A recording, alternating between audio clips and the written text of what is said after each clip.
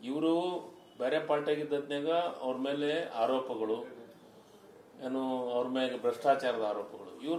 ಇವ್ರ ಪಕ್ಷಕ್ಕೆ ಹೋದ್ಮೇಲೆ ಭ್ರಷ್ಟಾಚಾರ ಮುಕ್ತರಾಗ್ಬಿಡ್ತಾರೆ ಅವರು. ಅದಕ್ಕೆ ನಮ್ಮಲ್ಲೇ ನಾವು ಭಾಷಣದಾಗ ಹೇಳ್ತಿದ್ದೆ, ಇವ್ರ ಹತ್ರ ಒಂದು ವಾಷಿಂಗ್ ಮಷಿನ್ ಇಟ್ಕೊಂಡಿದ್ದಾರೆ, ಅವ್ರನ್ನ ನೀರಾಗ ಅದು ವಾಷಿಂಗ್ ಮಷಿನ್ದಾಗ ಇಟ್ಟು ಕ್ಲೀನ್ ಮಾಡಿ ತೆಗೆದಾಗ ಭ್ರಷ್ಟಾಚಾರ ಮುಕ್ತರು ಅಂತ ಈ ರೀತಿ ಬಿಜೆಪಿ ಮಾಡೋದಕ್ಕೆ ನಿಜವಾಗದು. ನಾವು ಅದಕ್ಕೆ ಹೇಳೋದು, ಪ್ರಜಾಪ್ರಭುತ್ವ ಸಂವಿಧಾನವನ್ನು ನಾವು ಗೌರವಿಸುವಂಥದ್ದು. ಇವತ್ತ ನ್ಯಾಯಾಲಯ ಒಳ್ಳೆ ತೀರ್ಪು ಕೊಟ್ಟಿದೆ, ಅದನ್ನು ಸ್ವಾಗತಿಸ್ತೀವಿ. ಈ ಒಂದು ತೀರ್ಪಿನಿಂದ ಮತ್ತಷ್ಟು ಸ್ಟ್ರಾಂಗ್ ಆಗ್ತಾರ? ನಿಶ್ಚಿತವಾಗಲು ಅವ್ರ ಬಗ್ಗೆ ಏನೇನು ಮಾತಾಡಿದ್ರಲ್ಲ ಅದೇ ಬಿದ್ದಂಗೆ ನಿಂತ್ಕೊಂಡು ಬಿಜೆಪಿ ಅವರು ಗಾಂಧಿ ಪ್ರತಿಮೆಯವರ ಮುಂದೆ ಕುಂತು ಪ್ರತಿಭಟನೆ ಮಾಡಿದ್ರಲ್ಲ, ಗಾಂಧಿ ಅವ್ರನ್ನ ಎಷ್ಟು ಗೌರವಿಸ್ತಾರ ಇವರು ಅನ್ನೋದನ್ನು ಗೊತ್ತಿದೆ ಎಲ್ಲರ ಜನರಿಗೆ, ಈ ದೇಶದ ಜನರಿಗೆ ಗೊತ್ತಿದೆ. ಅಂಬೇಡ್ಕರ್ ಬಗ್ಗೆ ಎಷ್ಟು ಗೌರವಿಸ್ತಾರ ಅನ್ನೋದು ಗೊತ್ತಿದೆ. ಆದರೆ ಇದನ್ನೆಲ್ಲ ಪ್ರತಿಭಟನೆಗೆ ಸುಪ್ರೀಂ ಕೋರ್ಟ್ನ ಅದ್ಭುತವಾದಂಥ ಒಂದು ಆದೇಶ. ಬಿಜೆಪಿಯವರು ಮುಡಾ ಪ್ರಕರಣದಿಂದ ಸಿದ್ದರಾಮಯ್ಯ ಅವರು ಕುರ್ಚಿ ಕಂಟಕ ಆಗುತ್ತೆ, ರಾಜೀನಾಮೆ ಕೊಡಬೇಕಾಗುತ್ತೆ ಅಂತ ಹೇಳ್ತಿದ್ರು. ಡೆಡ್ಲೈನ್ಗಳನ್ನ ಕೊಟ್ಕೊಂಡಿದ್ರು. ಮತ್ತೆ ಈಗ ಸಿಎಂ ನಾನು ಒಂದೇ ನಿಮಗೆ ಹೇಳ್ತೀನಿ, 45 ವರ್ಷದ ಸುದೀರ್ಘ ರಾಜಕೀಯ ಜೀವನದೊಳಗೆ ಸಿದ್ದರಾಮಯ್ಯ ಸಾಹೇಬರಿಗೆ ಎಲ್ಲೂ ಒಂದು ಕಪ್ಪು ಚುಕ್ಕಿಯನ್ನು ಇರ್ಲಾರ್ದೊಳಗ ಜೀವನವನ್ನು, ರಾಜಕೀಯ ಜೀವನವನ್ನು ಮಾಡಿದಂಥವ್ರು.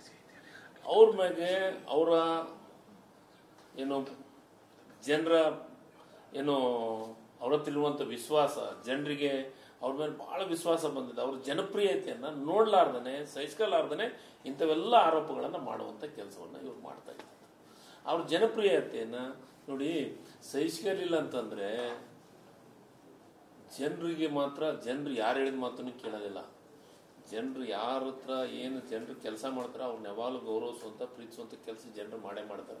ಅವ್ರ ಜನಪ್ರಿಯತೆಯನ್ನು ಸಹಿಸ್ಕೊಲಾರ್ದೇ ಇಂಥವನ್ನ ಆರೋಪಗಳನ್ನು ಅವ್ರ ಮೇಲೆ ಮಾಡಕ್ಕೆ ಕೊಟ್ಟಿದ್ರು. ಈಗ ಸರಿಯಾಗಿ ನಿಜವಾದ ವಾಸ್ತವ ಸತ್ಯ ಏನಿದೆ ಅನ್ನೋದನ್ನು ಇಡೀ ರಾಜ್ಯದ ಜನರಿಗೆ ಅಷ್ಟೇ ಅಲ್ಲ, ದೇಶದ ಜನರಿಗೆ ಸುಪ್ರೀಂ ಕೋರ್ಟ್ ಆದೇಶ ಇದು ಒಂದು ದೇಶಕ್ಕೆ ಒಂದು ಮಾದರಿ, ಅದ್ಭುತವಾದಂಥ ಆದೇಶ. ನಾನು ಅದಕ್ಕೆ ಹೇಳ್ತಾ ಇರೋದು, ಅವರ ಜನಪ್ರಿಯತೆಗೆ ಯಾರೇ ಮಸಿ ಬಡಿದ್ರು ಯಾರಿಂದನೂ ಏನೂ ಮಾಡೋಕ್ಕಾಗಲ್ಲ. ಸಿದ್ದರಾಮಯ್ಯವರೇ, ಕಾಂಗ್ರೆಸ್ಸೇ ಇದನ್ನು ಯಾವಾಗಲೂ ಈ ದೇಶವನ್ನ ಇತಿಹಾಸ ಎಲ್ಲ ತಗೊಂಡು ನೋಡ್ಕೊಂತ ಬಂದ್ರೆ, ಸ್ವತಂತ್ರ ಹೋರಾಟದಿಂದ ಹಿಡ್ಕೊಂಡು, ಸ್ವತಂತ್ರ ತಂದು ಕೊಟ್ಟದಿಂದ ಹಿಡ್ಕೊಂಡು ಎಲ್ಲದೂ ಅದಕ್ಕೆ ಆದಂತ ಇತಿಹಾಸ ಇದೆ ಅನ್ನೋದನ್ನು ಸ್ಪಷ್ಟವಾಗಿ ಗೊತ್ತಾಗಿದೆ. ಸಿಎಂ ಸಾರ್ವಜನಿಕವಾಗಿ ಕ್ಷಮೆ ಕೇಳಲಿ ಬಿಜೆಪಿ ಮತ್ತು ಎಸ್, 101% ಕೇಳಲೇಬೇಕು. ಬಿಜೆಪಿಯವರು, ಜೆಡಿಎಸ್ ಅವರು ಸಾರ್ವಜನಿಕವಾಗಿ ಕ್ಷಮೆ ಕೇಳಲೇಬೇಕು. ಯಾಕಂದ್ರೆ ಜನ ಮೆಚ್ಚಿದ ನಾಯಕ ಸಿದ್ದರಾಮಯ್ಯನವರು, ಜನರ ಪ್ರೀತಿ ಉಳಿಸುವಂತ ನಾಯಕ ಸಿದ್ದರಾಮಯ್ಯನವರು. ಸಿದ್ದರಾಮಯ್ಯನ ಮೇಲೆ ಆರೋಪ ಮಾಡ್ತಾರಂತಂದ್ರೆ ಅದು ಜನರಿಗೆ ಆರೋಪ ಮಾಡಿದ ರೀತಿ ಒಳಗೆ. ಅದಕ್ಕೆ ಸಿದ್ದರಾಮಯ್ಯವರಿಗೆ ಇವರು ಸಾರ್ವಜನಿಕವಾಗಿ ಕ್ಷಮೆಯನ್ನ ಬಿಜೆಪಿಯವರು, ಜೆಡಿಎಸ್ ಅವರು ಕೇಳಬೇಕು. ಅವ್ರಿಗೆ ಗೊತ್ತಿ ಅವ್ರ ಪಾದಯಾತ್ರೆಗೆ ಎಷ್ಟು ಜನ ಬಂದ್ರು, ಎಷ್ಟು ಜನ ಸೇರಿದ್ರು ಅನ್ನೋದೆಲ್ಲ ಮಾಹಿತಿ ಇದೆ ಅಲ್ಲ, ರಾಜ್ಯದ ಜನರಿಗೆ ಗೊತ್ತಿದೆ. ನೀವು ಮಾಧ್ಯಮದಾಗ ತೋರಿಸಿದಿರಿ ಎಷ್ಟು ಜನ ಬಂದ್ರು, ಎಷ್ಟು ಜನ ನಿಂತರು. ಮೈಸೂರಾಗ ನಾವು ಆ ಟೈಮ್ದೊಳಗೆ ನಾವು ಮೈಸೂರಾಗಿದ್ವಿ.